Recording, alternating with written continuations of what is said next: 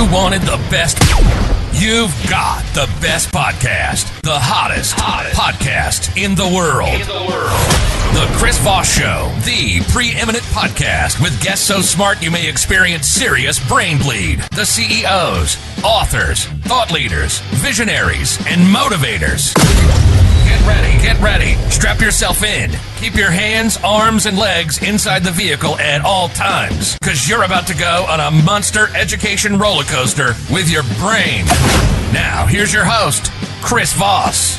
Hi, folks. It's Voss here from thechrisvossshow.com, thechrisvossshow.com. Welcome to the big show, my family and friends. The Chris Voss Show family, the family that loves you, but doesn't judge you, at least not as harshly as your mother-in-law. Because, I don't know, go clean your room already, people. Come on. As always, we bring you the most smartest minds and guests in the world for 15 years. We just turned 15 yesterday. Can you believe that? 15 years. What more do you want, people? We put out 655 podcasts in the last year.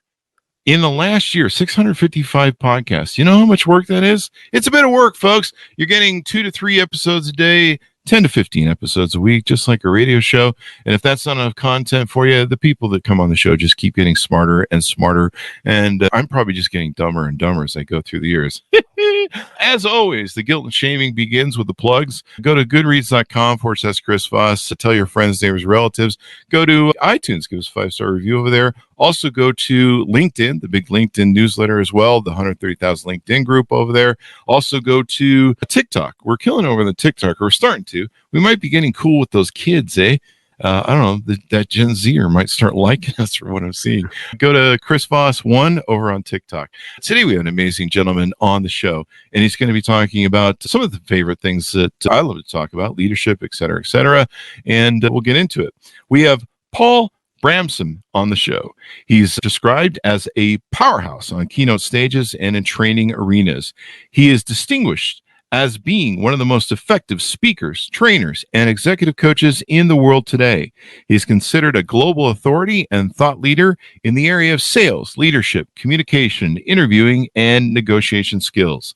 He has more than 25 years of experience embodying the true gifts of a teacher to accurately illuminate challenges while empowering all levels of professionals, leaders, and teams with next generation knowledge and skills. Paul's natural effectiveness to reach his audiences comes from the sincerity and tremendous passion he has for the messages he delivers and the individuals he works with.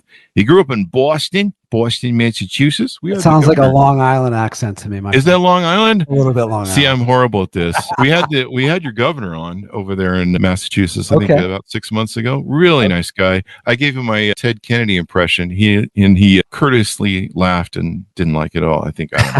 Anyway, he graduated from Boston University. He currently lives in Atlanta, Georgia, and I don't have a Southern accent. I don't have a Southern accent, so I can mimic that. Welcome to the show, Paul. How are you? Chris, I'm well. Yourself, my friend? I am well. Give us your .com so people can find you on the interwebs, please. All right. So they can find me at Paul Bramson, BRAMSON.com. That's paulbramson.com, or certainly on LinkedIn at Paul Bramson. There you go. Find me. There you go. So give us, Paul, a 30,000 overview, a synopsis of who you are and what you do with the Paul Bramson companies. Sure. So I've had my own company now for 23 years. It's hard to think back that long. And I work with all different global companies of all different sizes, talking about skills, sales, leadership, communication, interviewing, communication, as you mentioned. I started off in corporate America before I went on my own in sales and sales training and in leadership. And then I went on my own around 31 years old. It was a natural transition. I absolutely loved speaking to people. I loved having people apply and embrace what they learned. And going on my own was a natural transition. So that's who we are, and that's what I do. There you go. It's training workshops and it's keynote. There you go. So what's your hero's journey? How did you grow up? What shaped you? What got you into this sort of field and interested in sales, leadership? What kind of motivated you at an early age? So I actually do a program about connecting like a pro that talks about how somebody's built, and I'm built a certain way, which actually has led me on this journey. I absolutely love to be a high performer. So I was always striving to be. So I got involved in sports. I was a good athlete growing up out of Framingham, Massachusetts. I was actually president of the class. And that, by the way, is really where I started to learn, boy, I really like speaking in front of groups of people.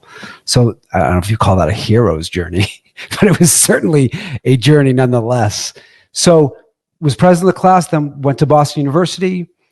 One of the things I've learned is I was able to leverage, I have an outgoing personality. I'm more introverted than I am, I'm more extroverted than I am introverted. And from there was a natural transition to go into sales. One of the things, though, that I learned from a selling perspective was I was actually really good at communicating. So from there, I took a 50% pay cut and went into sales training. Mm-hmm. I was really good at that, passionate about it, loved watching people learn, was able to become an international sales speaker, got to travel around the world, training people in my 20s, was a leader in my late 20s, and then went on my own in my early 30s. So that's the journey that I had, Chris.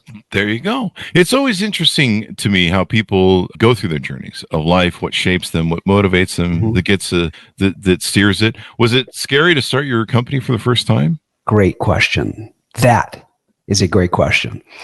Not that your other question wasn't, but this is a really good one. Is it scary? I think I remember sitting in a corner office. I was working for a Fortune 100 company. And I remember saying to myself, you know what I've built, I'm ready to go on my own. So I trained upwards of 25,000 people in corporate America before I went on my own. And they had all left the company and went to different companies. So that was my network. And I thought to myself, you know what? I remember the day I left, I thought, what am I worried about? There's nothing to be worried about. I know this is going to be a home run. I just don't know what it looks like.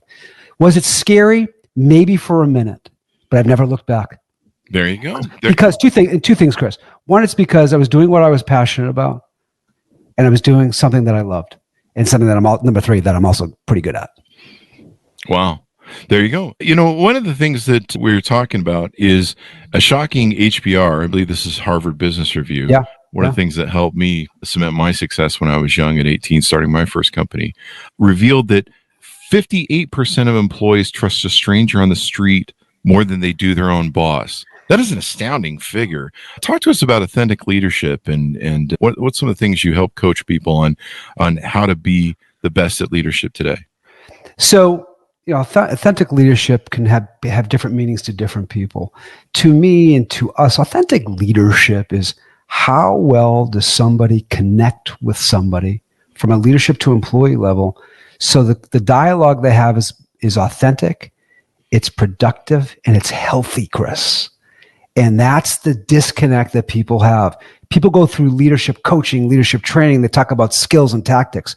What they don't talk about is how do you actually authentically connect with humans? And that's what I focus on. There you go. And it's interesting to me, a lot of people leave a company over leadership. They Correct. don't get along with their boss. In fact, they think that's the number one reason. Number one why reason people leave. And so how do we build out authentic leadership? How do we define more meanings? Is it emotional intelligence? Oh, here we go. Here we go. That's a favorite topic. Is that a rhetorical question? Is it emotional intelligence? Yeah. I mean, so I'm sorry, I'm interrupting you. Why don't you finish your question? No, go ahead. I just want to lead you into that. And maybe how I'm jacked up about this. Servant leadership. Does that play together too with the emotional intelligence? Let's table servant for a minute. Let's table that for a second. The emotional intelligence aspect. So let's be clear. Daniel Goleman's emotional intelligence. He's the forefather of emotional intelligence. That came out before the 2000s. Mm-hmm. And when companies started to hear about emotional intelligence, they were like, it's soft skills. You don't really have to worry about that. Leave your feelings at the door, come in and be ready to work and drive. Well, let's fast forward to 2023. You mentioned something about the Gen Zs. You mentioned something about the younger generations. The emotional intelligence is what resonates with them in terms of self-awareness, self-regulation, motivation, empathy, and social skills. Those are the 5 elements of emotional intelligence. As a leader, you need to have strong self-awareness. You need to actually have a certain degree of strength in all of those to connect better with your employees and to be better with authentic leadership. Yeah, because if you don't, I mean, they're just going to get it. They're just going to go someplace else. I think most people search for a leader Do you think I'm right on that? That's always been my thing. I think a What lot do you of mean? people are always You mean they searching for a search leader. for a good leader? For a good leader. Yeah, that's a good point. We should I mean, we should probably identify that. But they search for a good leader. We see that whether it's politics, whether it's religion, whether it's one thing, it seems like there are a certain small group of people that are leaders, that are tribal sort of leaders, if you will, by their nature. As you mentioned earlier, you kind of, it kind of was kind of your build. It seems to be my build. I don't know if I don't think I was born a leader, but certainly you start your first company at 18, you start shaping you're going to have yourself. characteristics for sure. Yeah, there's probably, well, I am a first child. I'm an asshole. So maybe that was it. There's some sort of Machiavellianism going on with me, which there's probably some people that can attest to my dark triads. But if that's an aspect, I think a lot of people do search for leadership. They search for someone to lead. They search for someone to inspire them. Even if it's, when people listen to the Chris Voss show, we talk about stories here. Stories we've talked about often are the great owner's manual to life, because you don't get one. You might have got one in the mail. I didn't get one. But the U.S. Postal Service isn't quite the same as it used to be. No, it's not. No. People, look at stories, and stories are kind of a leadership thing. People listen to podcasts. They listen to, they go on TikTok or wherever to do their things. And so I've always kind of had this kind of theory that people search for leaders, or good leaders, as you keenly point out. So people are searching for mentors in life. People are searching for a board of advisors to better lead and direct so they can make better decisions in life. You could argue that's also the leader that they may or may not have. I ask this question a lot in leadership workshops and in keynotes. When was the last time you had a leader that actually changed your life in a positive way? If you have it once in your life, you're lucky. Mm-hmm. It's a very tough thing to find.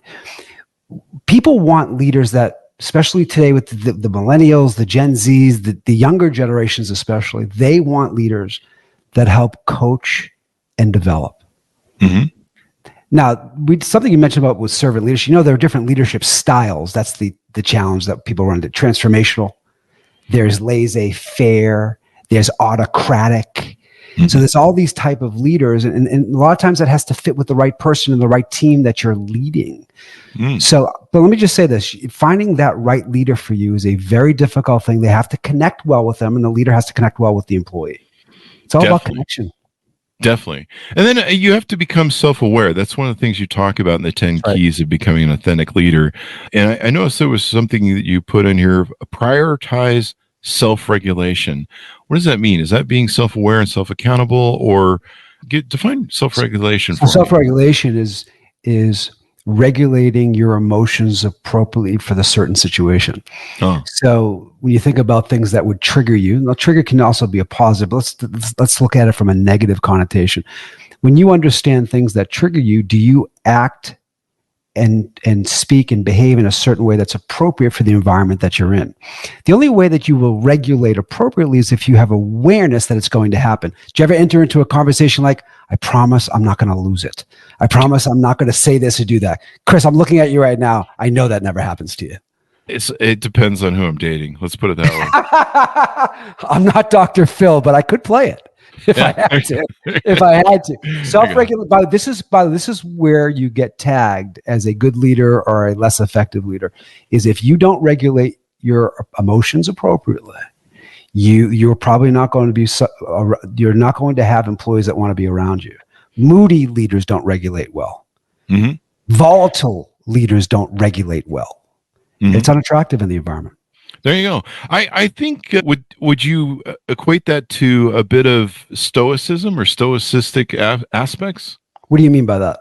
Stoicism, founded by Marcus Aurelius and Seneca and other things, it talks about leadership from an aspect of controlling one's emotions, regulating one's emotions. Yeah. And so, not freaking out about stuff, processing your emotions through your logic and reasoning thing. It's kind of more of a masculine sort of process of putting things through logic and reason before delivering them.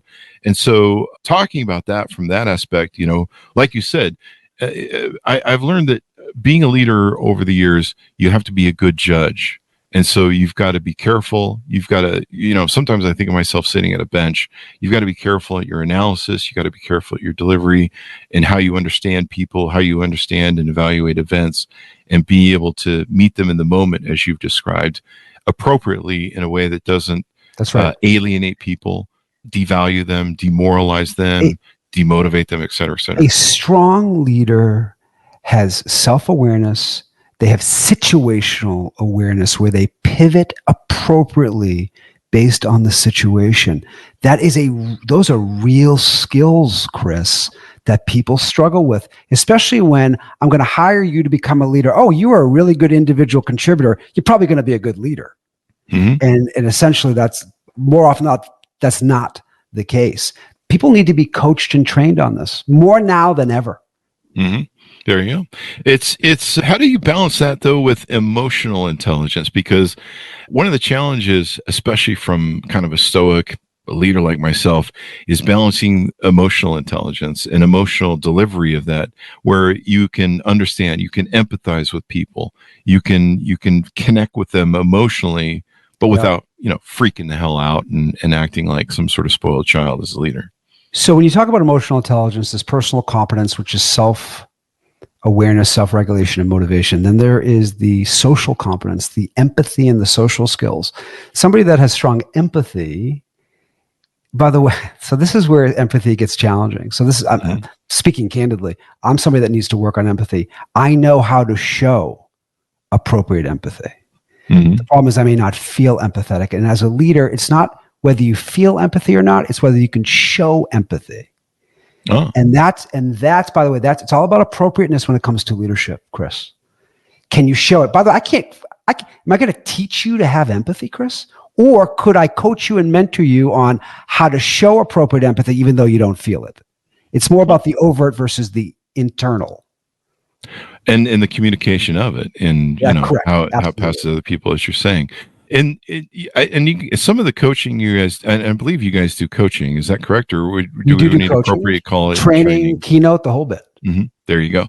So when you guys teach the communication, how to get that across to people, and I think that's a big thing that many leaders maybe are challenged by, is how to communicate effectively and get the mission statement they 100%. Want, being connected to their people. Talk to us about some of the challenges you see leaders do in that area of communication. And so when you talk about communication from a leadership perspective, this is one that people hear all the time: being a good listener and good at questioning. That's the foundation of all communication. So we notice that people, I'm not going to say people are bad at it. People need to elevate their listening and communication skills. Another part of the communication aspect is they need to be better coaches.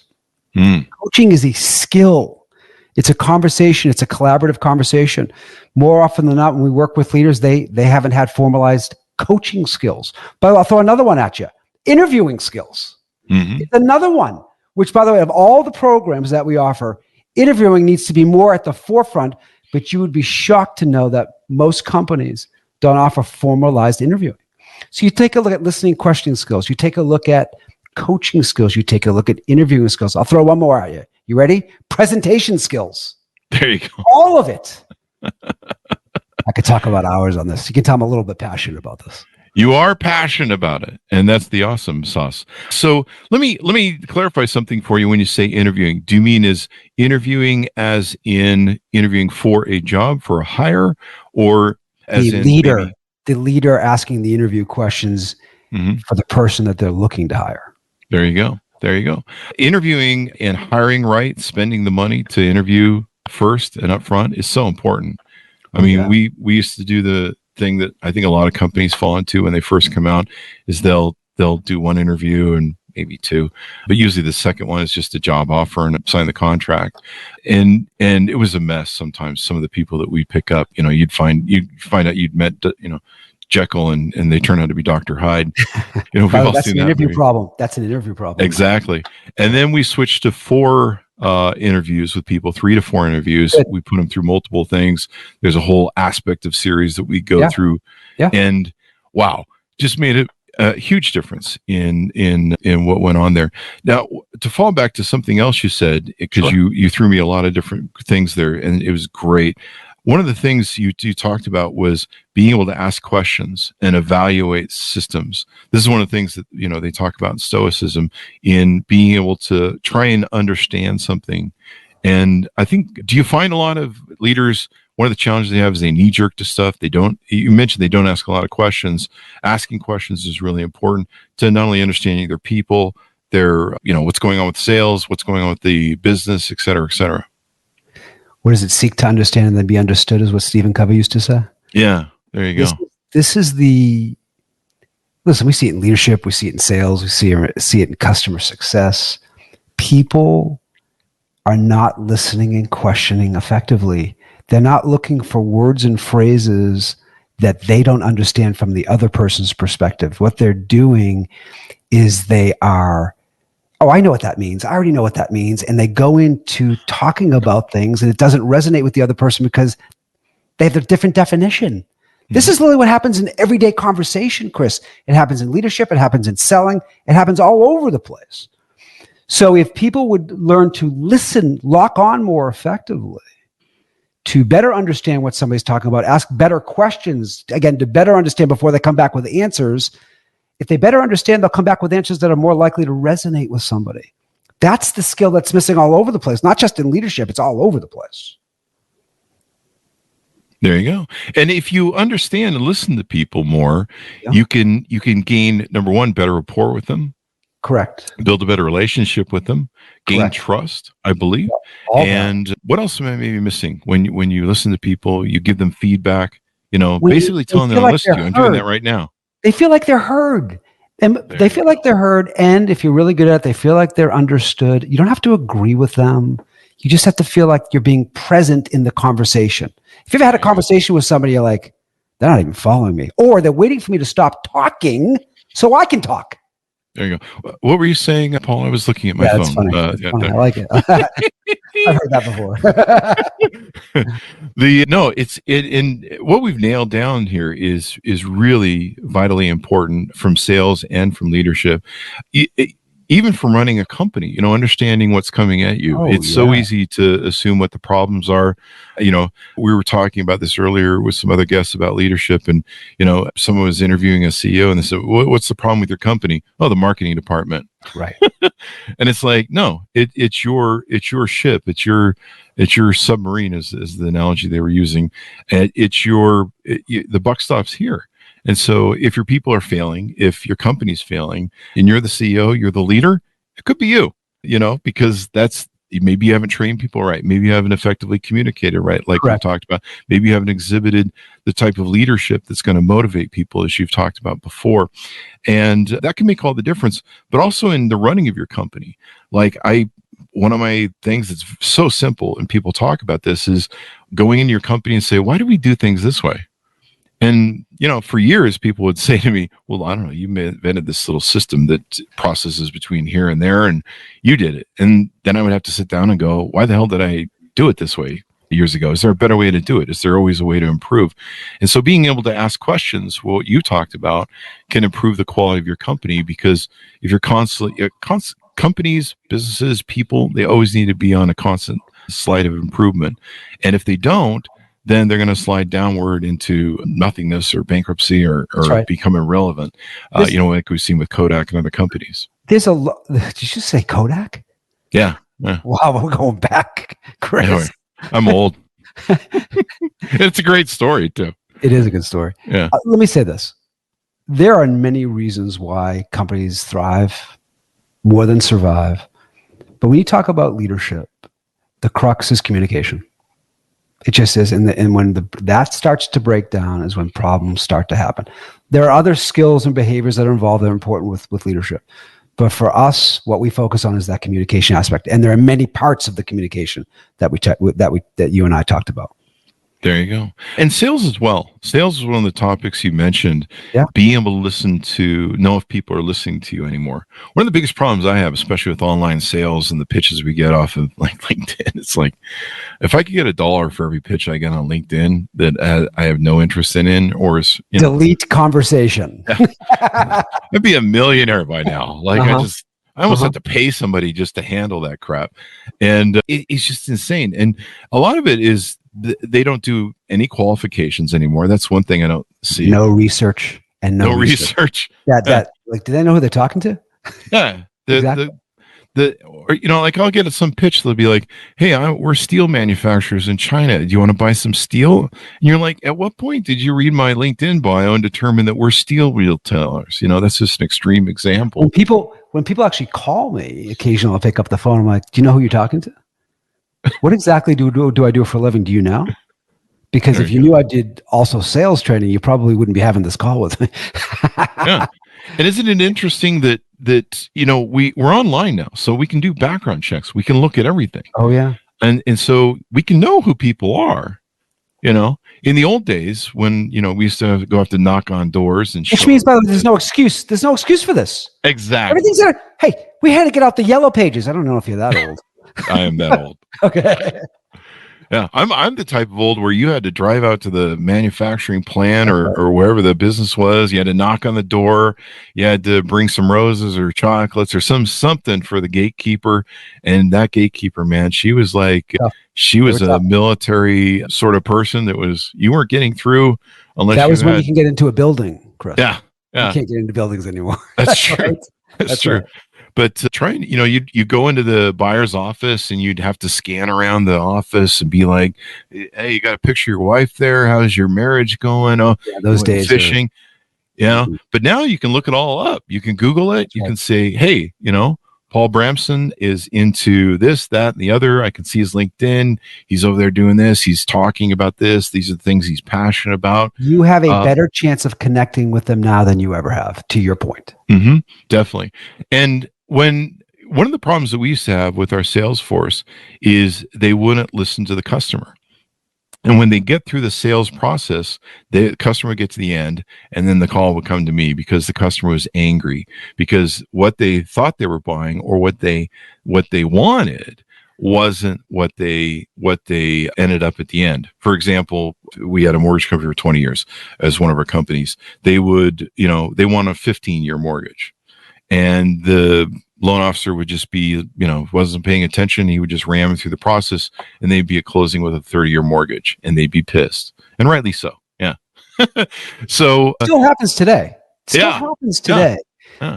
These skills are not that easy. We're talking about it fundamentally, like, wow, this should be easy to do. No, we work with people that sell transactional type deals, hundreds up to the billions, that people need work on being more effective at listening and questioning. Mm-hmm. And you say it's a fundamental skill. It is a fundamental skill that people need to work on. Yeah, definitely. We used to teach our salespeople, there's one first question I want you to ask, and we'd monitor for it. What are you trying to accomplish? And shut the F up and listen. Yeah. I don't want to hear you talking. I don't want to hear selling people. Same thing we do in interviewing. I'd tell my interviewers, I'd be like, shut the fuck up. You'd be surprised what people tell you when you listen. Because they, you would sit there and go, yeah, and you wouldn't be selling them on the thing. You'd be listening to them.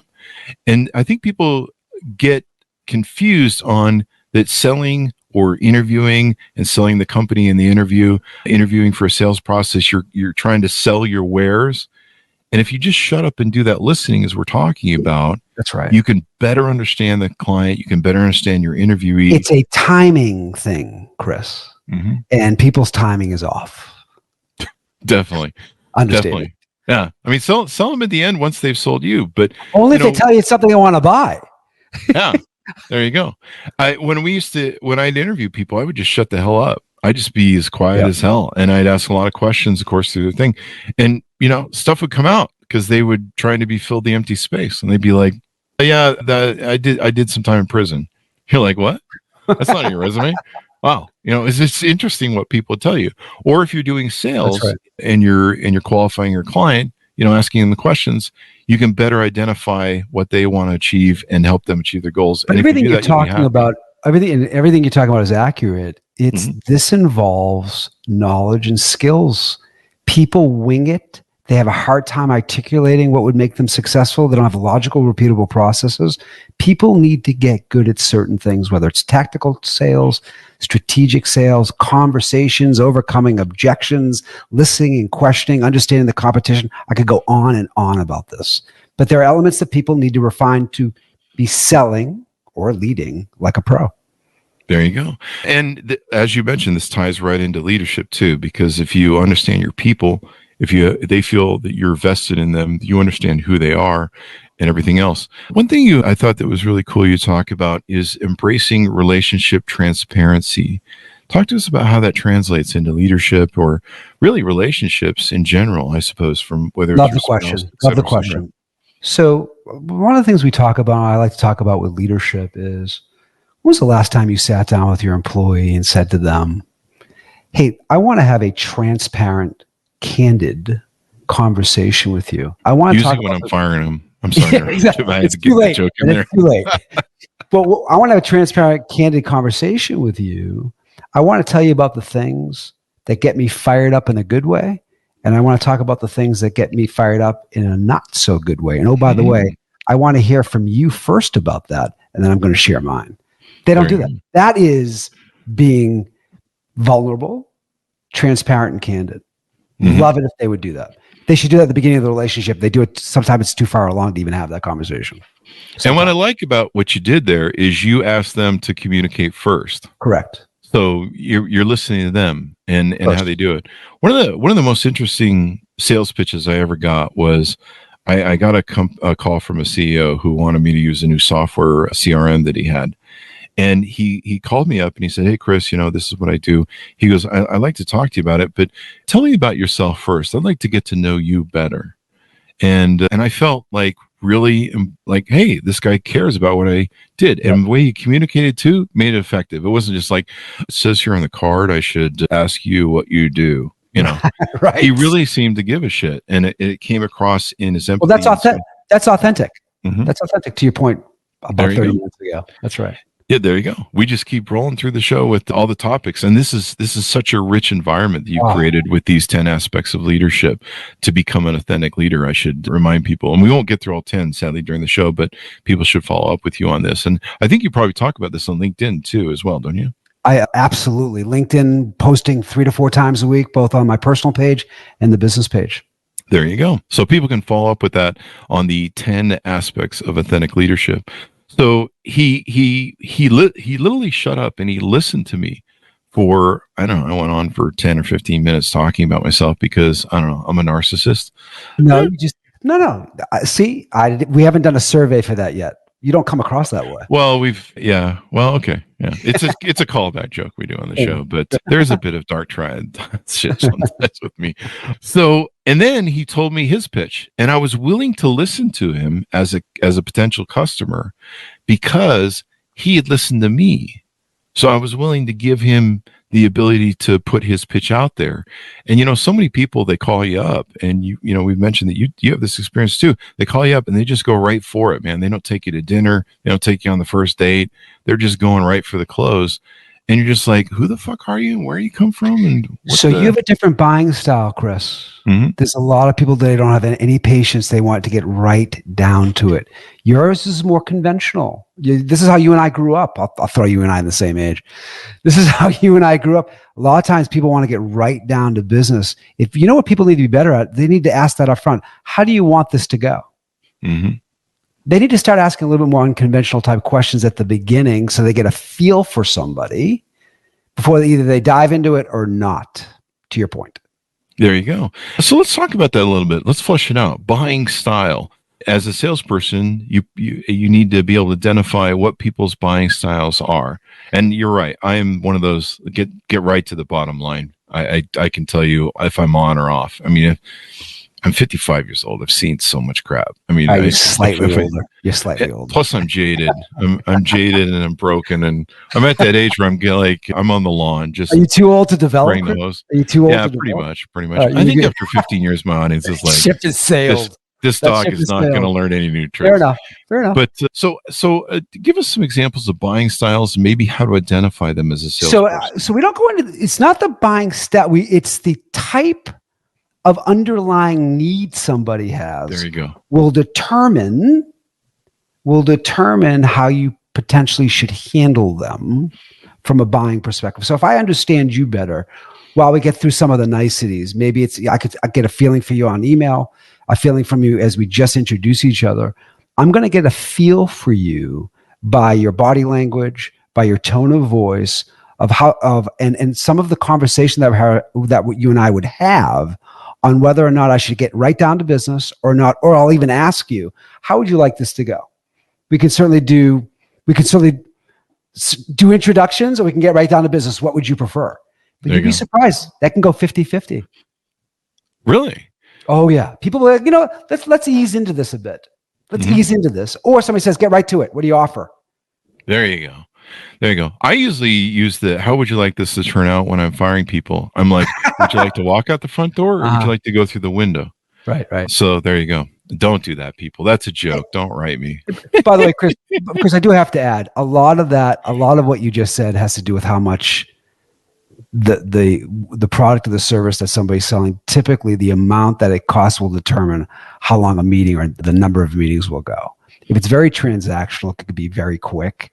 But if we're talking about making a huge investment for that client, those conversations are going to be much more in depth.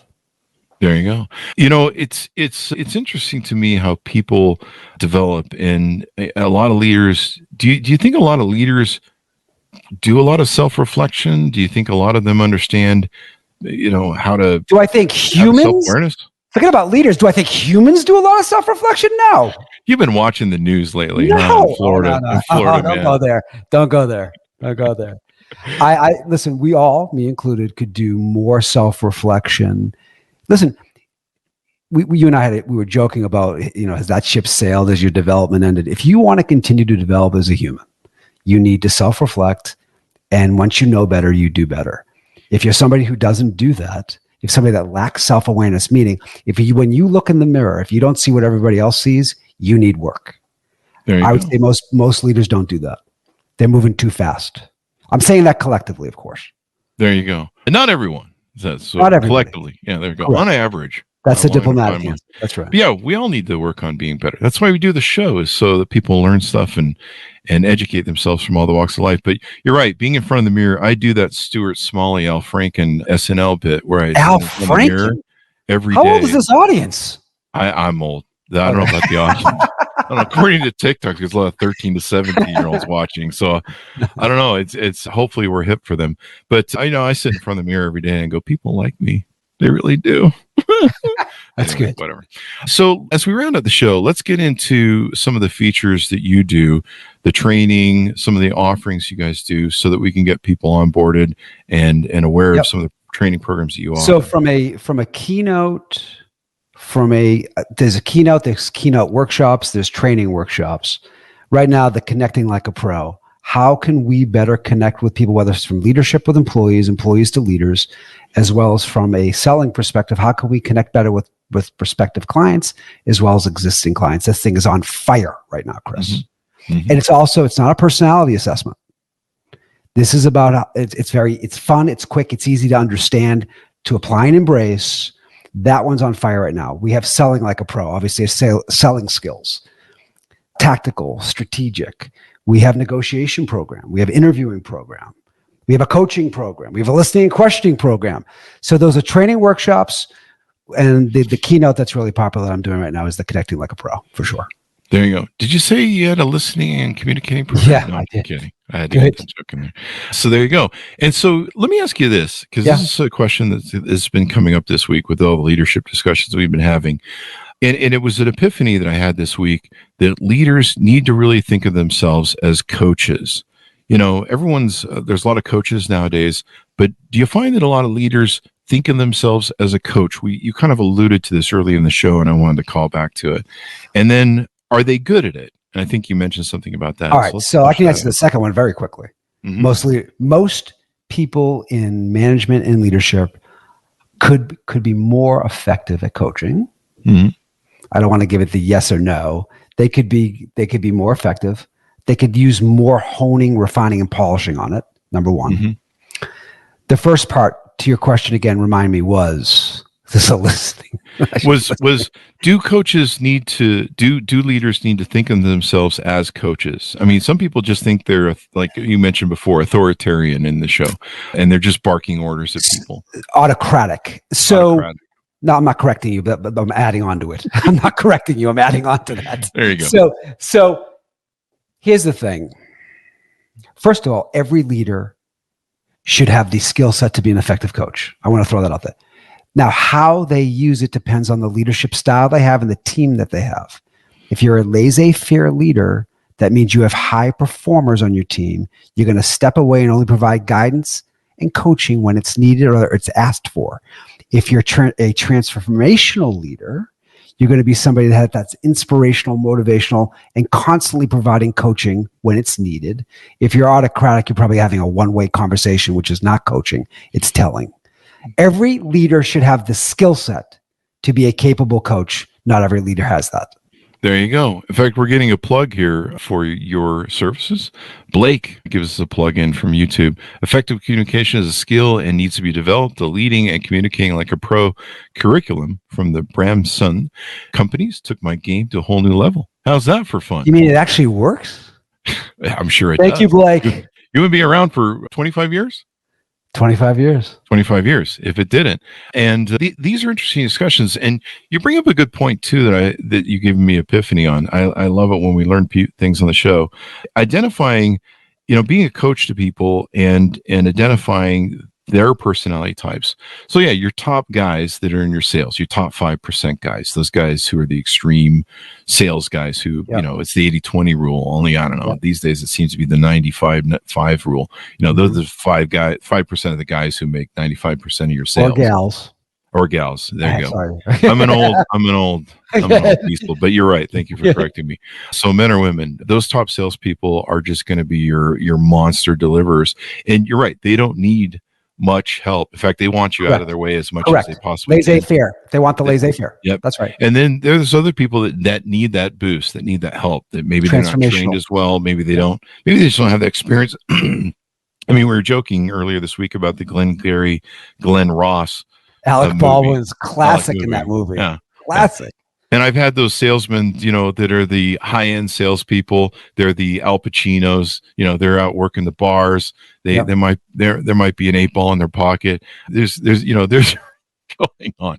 And I'm not painting everybody that way, but you know what I mean? They're those guys. You're funny. Wait, did you say you're in Las Vegas? It makes more sense now. Yeah. Okay. So, they're the guys who are painting the town. They know how to work the client. They know how to wine and dine and, really get it done. And you just need to stay out of their way, and you just need to provide support for them.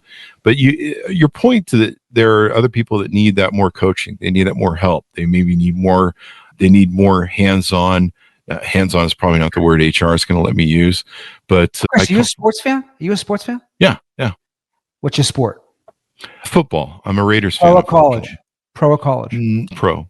Raiders. Listen, these pros, they're pros. That means they're super talented. How much coaching do they get? A lot. Yeah. And they're pros. They're the best in the world. The issue is everybody, even the 5%, by the way, even the 5%, everybody needs more coaching in order to get to an elevated level. Mm-hmm. Mm-hmm. Michael Jordan needs more coaching. I can't remember the coach of the Utah Jazz. I remember I was 11 years old and I delivered papers as my first job. Sloan. Was it Sloan? Sloan. I think Sloan was Jerry Sloan? Yes, I think it was Jerry Sloan. Jerry Sloan. Okay. I'm 55. The brain's already going. We're getting there. I remember we went to a thing at the newspaper thing, and they brought Jerry Sloan into the Utah Jazz, and he was talking about how you would think that Karl Malone, being paid whatever it was at the time, millions and millions of dollars, one of the top people in the game. This is when they were winning championships or trying to win championships. I don't think they fully got there. They never got there. They were getting whatever is up to the point. Yep. And Michael Jordan, of course, kept taking it away from him. But he talked about how, you would think that you wouldn't need to coach that gentleman because he gets paid. You're like, well, he gets paid a lot of money. He must be good at what he does. And he doesn't need any of my help. But he's like, no, I have to be on him. I have to help him, support him, coach him, motivate him. Correct.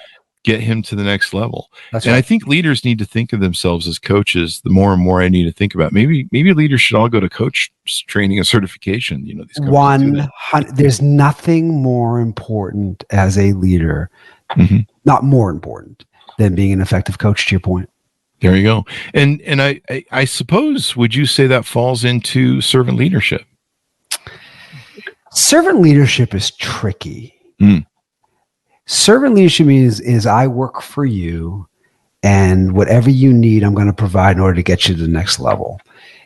I think the name itself, although it's a very powerful concept, sometimes people like, wait a minute, that means I'm going to kowtow to my employees. No. It means you're going to provide them with the information, with the skills and the knowledge to get them to the next level, because I work for you. And a lot of leaders don't have that mindset. It's big. That's when the ego starts to kick in. It doesn't come across as servant. It comes across as more egotistical, narcissistic type of leadership. To your narcissism comment. That's a good callback joke. Oh, we always bring it up. So let's do this as we round up the show. Sure. What's the best way people can reach out to you? They can onboard with you. They can get to know you better. I know that you have like we alluded to earlier, you guys have a website or a point of access where people can go on and find out more about themselves by taking a survey from you. So that they'd have to reach out to us. But paulbramson.com is the website.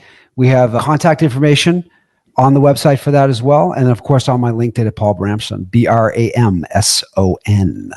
There you go. And they can get to know you guys better. They can find out if you're a fit. Who are the people that are probably a best fit for you? That's probably anybody that's willing to pay for the services is a very good fit, Chris. And the check's clear. There you I say that in slight jest. Let me say something.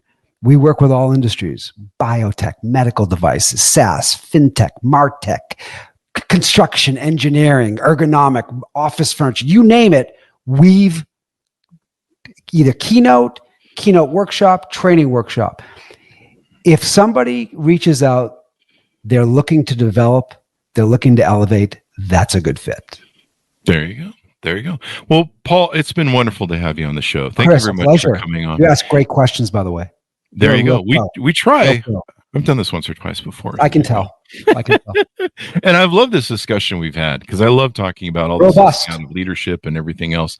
So hopefully people learn some stuff, because I had a couple of epiphanies as well. And if you didn't, go back and watch the whole damn show, people. Jesus already. Throw us your .com one last time so we can get that plug in. paulbramson.com, paulbramson.com. There you go. And thanks so much for tuning in. We certainly appreciate you. Without you, we just could not do it. And thanks to Mark, coming in there at the last second. Great episode, gents. Paul is the man, so we love that thing. And then I think someone was asking if there was an online training and would like to look into them. Make sure, I think we got your .com out there. Yes, so make sure you get that. And if you didn't, it will be on the Chris Voss Show. And you should be seeing this on the LinkedIn newsletter from the Chris Voss Show later this week. Thanks so much for tuning in. Go to goodreads.com/Chris Voss, LinkedIn.com/Chris Voss, YouTube.com/Chris Voss, and Chris Voss1 on the big TikTok over there. Thanks for tuning in. Be good to each other. Stay safe, and we'll see you guys next time.